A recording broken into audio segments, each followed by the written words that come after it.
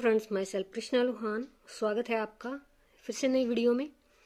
आज हम इंग्लिश के स्टैंजर्स को करने जा रहे हैं।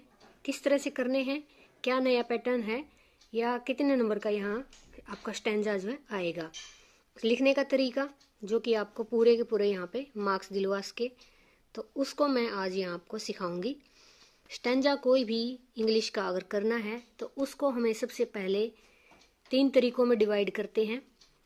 रेफरेंस लिखते हैं, कॉन्टेक्स्ट लिखते हैं, फिर एक्सप्लेनेशन लिखते हैं। ये तीनों ही चीज़ें ज़रूरी हैं आपके फुल मार्क्स लेने के लिए। इंग्लिश के स्टैंजाज की जो लैंग्वेज होती है लाइक दैट मैक्सिमम टफ होती है, तो उससे पहले सबको आपको इनके जो पोइट्स हैं और जो पोइम हैं उनके नाम बाय ट्रिक लर्न कर लेने हैं। इसके बाद आपको किसी भी स्टैंजा में जो भी वर्ड आप पहचान सकते हो, जिनके मीनिंग्स आपको पता है, उसके अकॉर्डिंग आप अपनी एक्सप्लेनेशन दे सकते हो। सबसे पहले यहाँ हमें स्टैंजा में शुरू करना होता है। लिखने का तरीका मैं आपको बता रही हूँ। अगर आपको फुल मार्क्स चाहिए हैं तो आप यहाँ पे इंडेक्स दिखाएंगे, जो आपका जो भी स्टैंजा दिया गया है उसके according. The world is too much, ये आपकी जो पोइम है, फर्स्ट पोइम, इसको आप इस तरह से ऊपर जो स्टैंजा डालेंगे आंसर शीट में, क्वेश्चन पेपर में ये आपको फुल मिलेगा, लेकिन यहाँ पे आपको इसको लिखने का तरीका ऐसे लिखना है। पहले के 2-3 वर्ड और लास्ट के 2-3 वर्ड, बीच में आपको यहाँ पे डैश डैश जैसे कि फिल इन द ब्लैंक्स होता है वैसे आपको डाल देना है। फिर आपको एक लाइन छोड़ के यहाँ पे हेडिंग डालनी है रेफरेंस, यानी कि रेफरेंस का मतलब होता है कि ये स्टैंजा किस पोएम से और किस कवि के द्वारा लिखा गया है। तो यहाँ पे आप लिखेंगे These lines have been taken from, यानी कि ये जो लाइन्स हैं कौन सी, ये वाली ली गई हैं, कहाँ से ली गई है, द पोएम। और पोएम का नाम आप यहाँ पे ब्लैक पेन से जो भी आपके पास होगा उससे हाईलाइट कर देंगे, the world is too much with us. इसके बाद आपको रिटन बाय, यहाँ पे साथ के साथ आपको रिटन बाय ऐड करके जो भी इस कविता के पोएम जो पोइट रहे हैं उसका नाम यहाँ पे आपको लिखना है। विलियम वर्ड्सवर्थ, वर्ड से विलियम वर्ड्सवर्थ, यानी कि नाम सिमिलर सा है पोएम के साथ तो आपको याद रह जाएगा। इसके बाद आपको फिर से एक लाइन छोड़नी है, यहाँ पे गैप देना है, जो कि आपके जो आंसर की लेंथ के साथ साथ जो उसका इम्प्रेशन है वो भी बढ़ाएगा। फिर आपको यहाँ पे संदर्भ यानी कि कॉन्टेक्स्ट लिखना है, जिसको आप हिंदी में प्रसंग बोलते हो।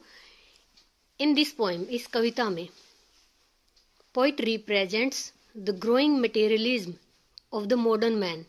इस कविता में जो कवि है रिप्रेजेंट प्रस्तुत करता है बढ़ता हुआ भौतिकवाद, किसका, आधुनिक इंसान का है, जो व्यक्ति है उसका। इसमें आप थीम बताएंगे, उसमें आप कविता का नाम बताएंगे। इसके बाद आपको फिर से वही लाइन एक छोड़ देनी है यहाँ पे। फिर आपको यहाँ पे लिखना है एक्सप्लेनेशन यानी व्याख्या, जो कि हिंदी में भी होती है। इसमें यहाँ सिर्फ अलग चीज क्या है, रेफरेंस। तो एक्सप्लेनेशन के बाद आप इसमें in this poem the poet says, कवि कहता है इस कविता में, that the man of today, यानी कि जो आज का व्यक्ति है, हैज बिकम, बन गया है, वेरी वर्ल्डली, यानी कि पूरा सांसारिक बन गया है, भौतिकवादी बन गया है। He is busy in the material exploring, वह बिजी रहता है मटेरियल को एक्सप्लोर करने में, यानी धातुओं के पीछे है, भौतिकवाद के पीछे है। ही ऑलवेज स्टैंड्स फॉर अर्निंग, यानी वो हमेशा ही खड़ा रहता है किस चीज के लिए, अर्न करने के लिए या फिर उसको खर्च करने के लिए।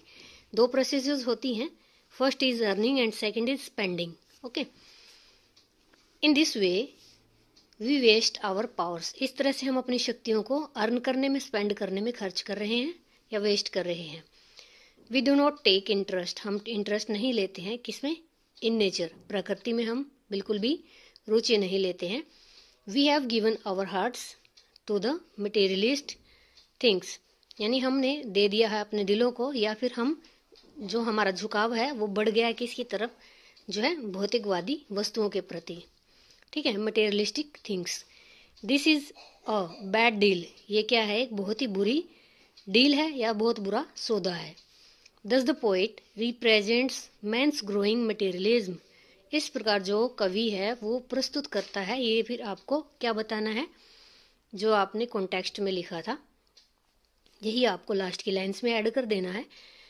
दस the poet represents the man's growing materialism, यानी आपको मटेरियलिज्म बढ़ता हुआ दिखाना है, किसका, व्यक्ति का दिखाना है, जो कि इस पोइम में कहा गया है।